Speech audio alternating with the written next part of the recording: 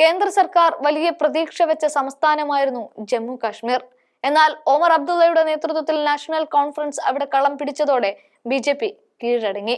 എങ്കിലും ഇപ്പോഴും കാശ്മീരിന്റെ ചില ഭരണഘടനാ സംവിധാനങ്ങളുടെ താക്കോൽ കേന്ദ്ര സർക്കാരിൽ തന്നെയാണ്, അതായത് BJP-യിൽ തന്നെ. ഇതോടെ കാശ്മീരിൽ സർക്കാരുണ്ടാക്കിയ ഒമർ അബ്ദുള്ളയെയും പാർട്ടിയെയും നശിപ്പിക്കാനുള്ള നീക്കമാണ് BJP നടത്തുന്നത്.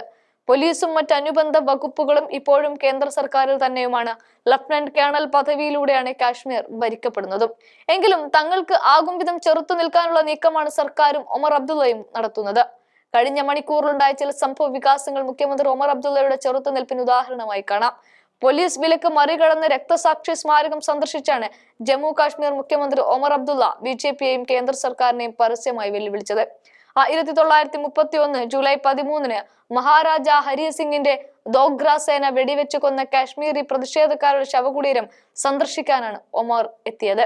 ശവകുടീരമായ മസാർ ഇ ഷുഹാദ സന്ദർശിക്കുന്നതിൽ നിന്ന് ഒമറിനും നാഷണൽ കോൺഫറൻസ് നേതാക്കൾക്കും വിലക്ക് ഏർപ്പെടുത്തിയിരുന്നു.